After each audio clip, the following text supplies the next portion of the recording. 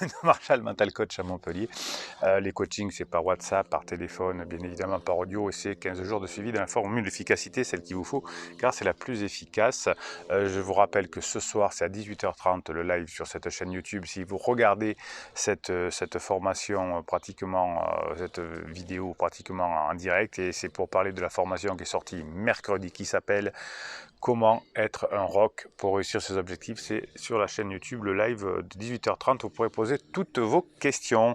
Alors aujourd'hui, on va voir comment ne pas rentrer dans la phase de deuil quand son conjoint est en crise. Vous savez qu'il y a des moments où à la fin de la lune de miel, quand on se réveille, la personne qui est avec nous ou nous-mêmes s'apercevons que avec le discernement qui revient, on voit que la personne n'est pas faite pour nous, et là il y a une séparation qui peut être compliquée si on ne le fait pas correctement. Si vous êtes ensemble depuis des années, c'est pas la fin de la sortie de la lune de miel, c'est parce que vous rentrez en phase 3 du couple, et c'est lié souvent à une crise existentielle qui fait que votre conjoint vous dit qu'il vous aime plus, qu'il veut partir, qu'il veut vivre sa vie, etc. Donc là, on peut récupérer la situation parce que ce n'est pas une fin de lune de miel, c'est juste une crise existentielle à gérer chez votre conjoint et à laisser partir. Bien. Donc quand vous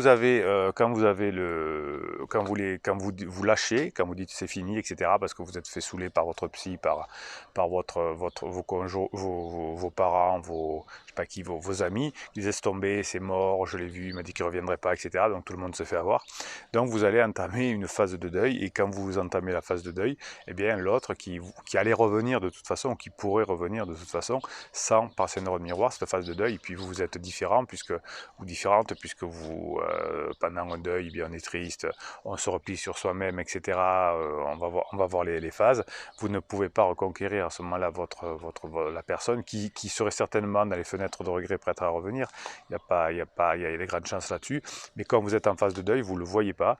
Vous mettez des barrières. Il y a plein de clients qui étaient rentrés en phase de deuil avant de connaître cette chaîne, qui ont donc commis des interdits. Les personnes revenaient, on disait non, je me protège. Le psy avait dit mettez des limites, etc.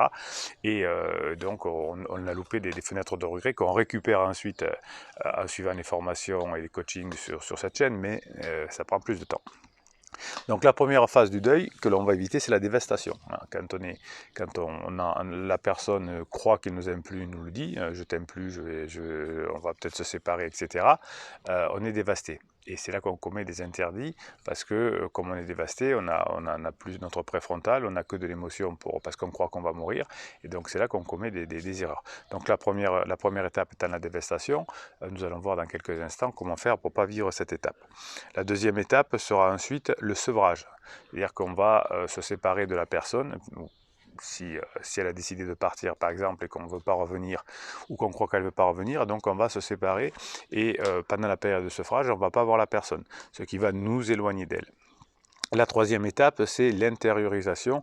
Donc là, on va penser qu'à nous, on va rentrer dans notre monde, on va pleurer, on va faire tout ce qu'il faut. Donc on ne va pas voir l'autre, on ne va pas s'occuper de l'autre qui est en crise et dont on a besoin qui a besoin de réconfort, entre guillemets. Et donc on va s'éloigner de l'autre aussi. On va avoir ensuite la rage. Hein, là, ça en est sorti de l'intériorisation, on a la rage. Et donc ça nous éloigne encore plus du conjoint par nos neurones miroirs. Il n'a pas envie de revenir, évidemment, même si c'était sa chose, son envie. Et ensuite il y a la phase de relèvement, et là on se dit jamais plus je le veux, etc., alors que certainement que c'était possible. Voilà, donc l'idée pour éviter ces 5 phases, pour éviter les phases de deuil, puisque la relation vraisemblablement, si c'est une période de crise, n'est pas terminée, et en tout cas ne pourrait se terminer qu'à la fin de la crise, si à la fin de la crise, l'un se dit ben, j'ai envie d'aller lever des chèvres en Ardèche, et l'autre est parisien, ça risque de poser des soucis. Sinon, généralement, à la fin de la crise, eh bien, on revient comme avant, en version mieux, et on passe dans la phase 4 du couple. Pardon. Donc vous allez éviter la phase 1, la dévastation. Donc vous allez me prendre des formations, vous allez prendre des coachings, vous allez regarder des vidéos, vous faites ce que vous voulez, de la neurohypnose, mais vous évitez d'être dévasté. Donc on fait le rock, on laisse faire, on prend du recul, on attend, on fait un coaching, on s'appelle, on fait tout ce que vous voulez, mais on n'est pas dévasté. Parce que si vous êtes dévasté, vous allez pleurer notamment, et ça éloigne le conjoint qui est encore plus, se sent de plus en plus en culpabilité, et donc a envie de s'éloigner pour pas trop souffrir lui aussi. La phase 2 de sevrage qu'il faut éviter, hein, vous savez que si vous faites mal influencer, on va vous dire de faire des silences radio, de vous éloigner, de faire des breaks, etc. C'est une erreur, hein, puisque si vous faites un sevrage, vous allez vous éloigner de la personne, et la personne va dire elle n'en a rien à faire de toute façon. Et si vous faites un silence radio, quand la personne aura une fenêtre de regret et viendra vers vous, ben, quand vous faites un silence radio, par définition, vous ne pourrez pas le voir, vous ne saurez pas même, puis vous dites je fais un silence radio, je ne réponds pas, ou je réponds que pour les enfants, et donc vous allez louper les fenêtres de regret. Donc c'est pour ça que le silence radio est quelque chose de super dangereux. L'intériorisation, si au lieu de badiner, vous refermez sur vous-même, ça ne fonctionne pas. Donc au contraire, on va badiner, on va rencontrer des amis, on va rencontrer du monde, on va badiner avec son conjoint, avec ses enfants, etc.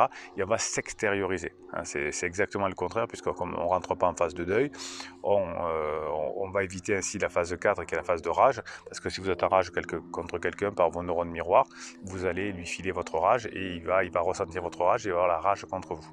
Hein, donc c'est pour ça que c'est très dangereux de rentrer dans ces processus de deuil. Si on le fait, ça veut dire que c'est irrémédiable. Hein, et on peut en sortir à tout moment, bien évidemment, si on suit ces formations et ces coachings, mais si vous ne le faites pas, ben c'est irrémédiable, vous allez vers la phase 5, la séparation définitive, le relèvement. Et bien sûr que vous allez être bien après la séparation, hein, comme je vous le dis souvent, ce que j'ai observé chez mes clients depuis 20 ans, c'est que 5 ans après la décision, soit on se remet ensemble et au bout de 5 ans on est très content, soit on se sépare et au bout de 5 ans on est très content quand même. Les seuls qui trinquent, c'est les enfants, c'est la famille, c'est les amis, on est en galère financière, mais on est content de son choix, parce que si on n'était pas content de son choix, on deviendrait dingue. Donc on a un mécanisme du cerveau qui fait que lorsqu'on prend une décision, on s'y tient et on est content. C'est pour ça que les personnes qui sont remises ensemble se disent c'est très bien, et les personnes qui sont séparées disent c'est très bien qu'on se soit séparés. Donc autant ne pas, c'est un peu, comment dirais-je, égoïste par rapport aux enfants, mais c'est comme ça. Alors c'est un des trucs, hein, d'ailleurs, quand on veut se séparer, on dit oui, mais il vaut mieux, pour les enfants, il vaut mieux pas se disputer devant eux, etc. Évidemment que je ne dispute pas devant les enfants, enfin, qu'on soit séparé ou pas séparé, on ne se dispute pas devant les enfants, enfin. D'ailleurs, on ne se dispute pas, on parle, on discute, on fait de la CNV, on fait tout ce que vous voulez. Qu'est-ce que c'est ces histoires? On se sépare parce que les enfants vont avoir une mauvaise image de nous. Non, on est des adultes, on est des rocs, on est des badass, on se parle, on est en crise, c'est pas grave, on travaille sur soi, on répond pas aux provocations, on n'est pas dévasté, ça n'est dévasté machin, ça n'a pas fonctionné, on met pas de la distance, on ne fait pas d'intériorisation, on n'a pas la rage, et ça évite de se séparer, de se relever ensuite, mais en ayant fait souffrir les autres. Ok, je vous fais confiance, dès la dévastation, vous bossez. Hein, vous n'attendez pas d'être à la phase 3, je suis en intériorisation, Bruno j'ai fait plein d'erreurs, dans la dévastation j'ai pleuré, j'ai insulté, ensuite j'ai suivi les mauvais conseils d'un psy ou d'un coach, j'ai fait du silence radio, j'ai fait un break, etc. Maintenant je suis dans l'intériorisation, je vois que ça ne sert à rien, comment je fais? Alors on récupère les trucs, mais si vous le faites dès la première phase, c'est encore mieux. Ok, je compte sur vous. Allez, tout est possible. Si vous avez une méthode, vous pourrez attendre que votre conjoint soit sorti de la crise sans passer par ces phases de deuil, sinon c'est mort. Voilà, allez, on se retrouve dans le live à 18h30. Mettez-moi un pouce en l'air pour que d'autres personnes connaissent ces vidéos et puissent s'en servir pour aller mieux dans leur vie et pour éviter que les enfants fassent une semaine sur deux avec des valises chez papa, maman, parce qu'ils n'auront pas compris comment on se remet ensemble, ils n'ont pas compris le système de crise existentielle. Ça, c'est grâce à votre pouce en l'air. Si vous vous abonnez à cette chaîne, vous aurez des posts qui vous sont réservés tous les jours. Et Bruno Marchal, qu'est-ce qu'il vous dit?